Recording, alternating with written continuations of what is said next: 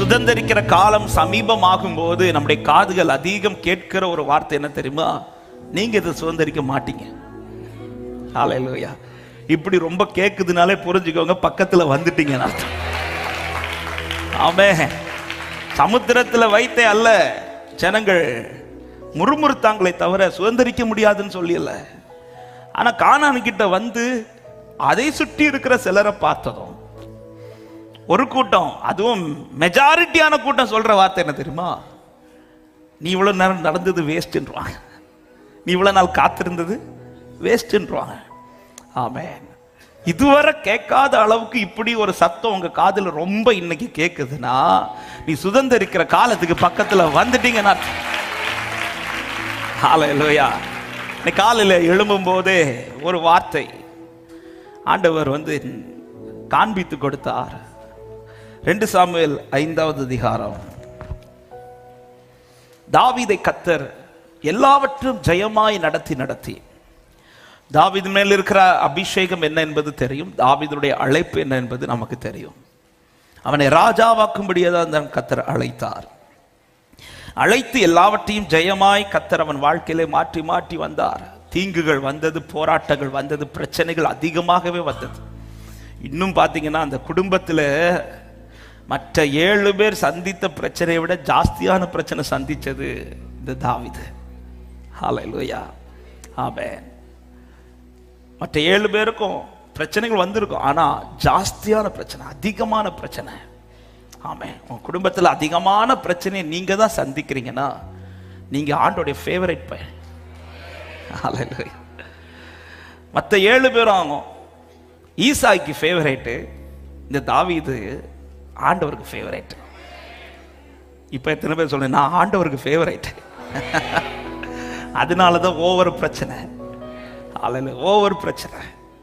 ஆமென். இப்ப தாவீது அதிக பிரச்சனையை சந்தித்தாலும் கர்த்தர் எல்லாத்தையும் ஜெயமாக்கி இப்பொழுது அவனை ராஜாவாக்கும்படியும் ஜனங்கள் அங்கீகரித்து விட்டார்கள். எருசலேமை பிடிக்கலாம் என்று சொல்லி போகும்போதுதான் வேதம் சொல்லுகிறது 6வது வசனத்துல, தேசத்திலே குடியிருக்கிற எபூசியர் மேல் யுத்தம் பண்ண ராஜாவானவன் தன் மனுஷரோட கூட எருசலேமுக்கு போனான். அவர்கள் இதிலே பிரவேசிக்க தாவீதினால் கூடாது என்று எண்ணி தாவீதை நோக்கி, நீர் இதற்குள் பிரவேசிப்பது இல்லை, குருடரும் சப்பானிகளும் உன்னை தடுப்பார்கள் என்று சொன்னார்கள். இதில் நீ பிரவேசிப்பது இல்லை, அதாவது இதை நீ உன்னால சுதந்திரிக்க முடியாது. இப்படி சொல்லி முடித்ததும் 7வது வசனம் அழகாய் சொல்லப்பட்டிருக்கிறது. ஆனாலும் தாவீது சீயோன் கோட்டையை பிடித்தான். ஆனாலும் தாவீதின் கையில் அவைகள் கிடைத்தது. எத்தனை பேர் விசுவாசிக்கிறீங்க? எதுவுமே சாத்தியம் இல்லை, ஆனா இந்த காலை நேரத்தில் எத்தனை பேர் தைரியமாய் சொல்ல முடியும், ஆனாலும் கர்த்தர் எனக்கு செய்வார் என்று விசுவாசிக்கிறவங்க ஆமென் சொல்லுங்க பார்க்கலாம். ஹல்லேலூயா. இன்னைக்குள்ள ரேமா வேர்ட் இதுதான், ஆனாலும். ஆமென். ஹல்லேலூயா. இதுதான் நீங்க சொல்றது ரைட் தான்ப்பா, நீங்க சொல்றது படிதான் உண்மைதான், ஆனாலும்.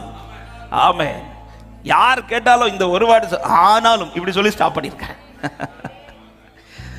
நீங்க சொல்றது ரைட்டு தான், நீங்க சொல்றது படி ரைட்டு தான், ஆனாலும் எனக்கு தெரியும் என்னை இதுவரை ஜெயமாய் நடத்தி வந்தவர், இதுவரை நிச்சயமாய் நடத்தி வந்தவர். எத்தனை பேர் இந்த காலை நேரத்தில் ஆனாலும் கர்த்தர் என் கையில சுதந்திரிக்க பண்ணுவார் என்று நம்புறவங்க கரத்தை உயர்த்தி இயேசுவை நம்புவே நாளெல்லாம் பின்பற்றுவே என்னை ஒப்படைத்தே வெட்கப்பட்டு சொல்லுங்க, இயேசுவை நம்புவேன், இயேசுவை ஜீசஸ் நம்புவே நாளெல்லாம் பின்பற்றுவே என்னை ஒப்படைத்தே வெட்கப்பட்டு.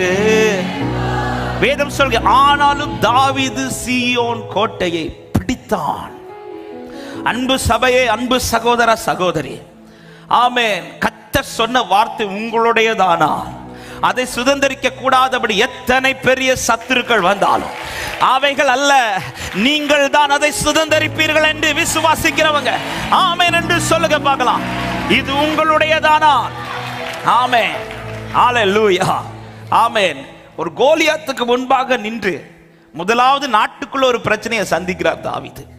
அபிஷேகம் பண்ணப்பட்ட பிறகு நாட்டுக்குள்ள ஃபர்ஸ்ட் சந்திக்கிற பிரச்சனை கோலியாத்தின் பிரச்சனை.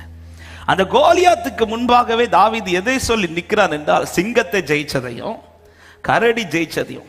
ஆமென். ரெண்டு காரியங்கள் ஜெயித்ததை வச்சு கோலியாத்து முன்னாடி ஜெயமாய் நிப்பேன்னு சொல்லி நின்று ஜெயித்தவன். இப்ப சீயோன் கோட்டை கிட்ட வந்துட்டாரு.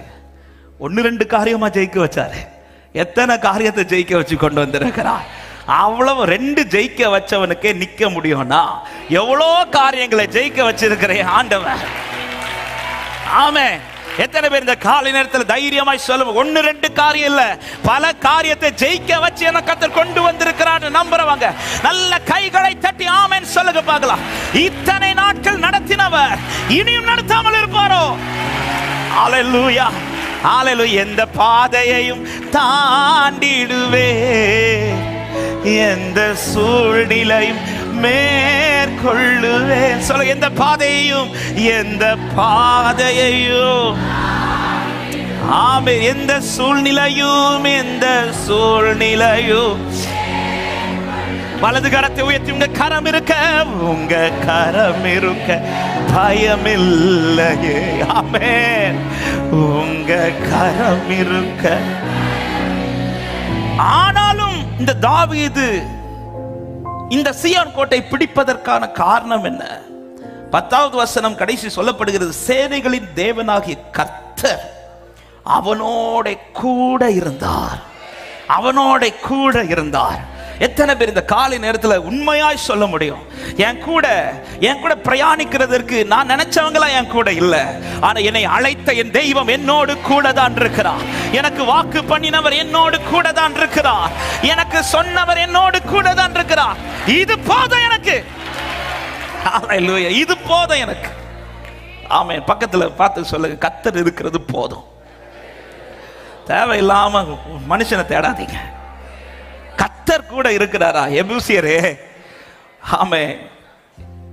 நீங்க சொல்றதெல்லாம் ரைட்டு தான், இதை சுதந்தரிக்க முடியாது, அதற்கான சூழ்நிலை இல்லை. ஆனா கர்த்தர் என் கூட இருக்கிறதுனால என்னால சொல்ல முடியும். ஆனாலும் நான் சுதந்தரித்துக் கொள்வேன். கர்த்தர் கூட இருப்பதற்கு காரணம் உண்டு. இந்த தாவீது 2 காரியத்துல உறுதியா இருக்கிறார். 1, கர்த்தர் அழைத்த அழைப்பு. 2, கர்த்தர் கொடுத்த அபிஷேகம்.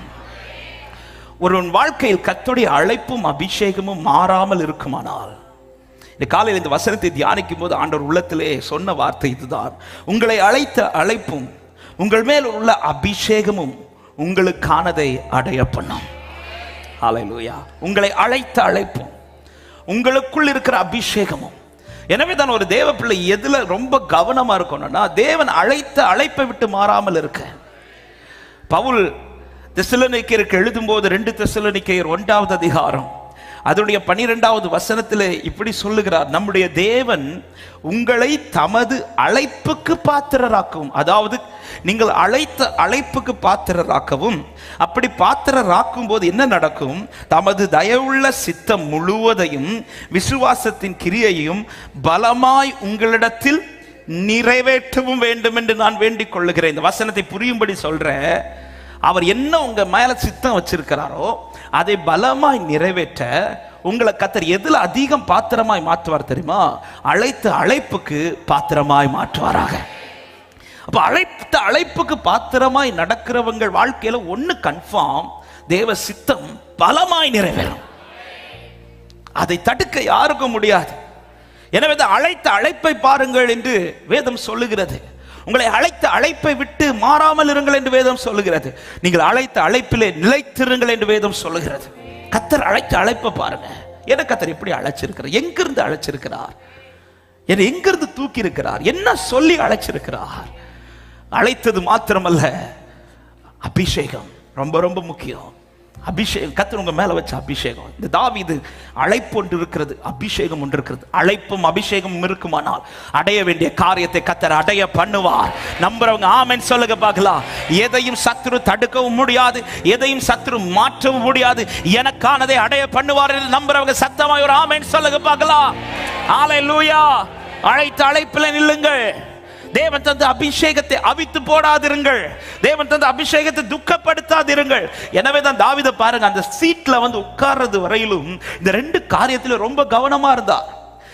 சவுலின் வஸ்திரத்தின் ஓரத்தை அறுத்த போது கூட தாவீதுக்கு நெஞ்செல்லாம் அடிக்குது.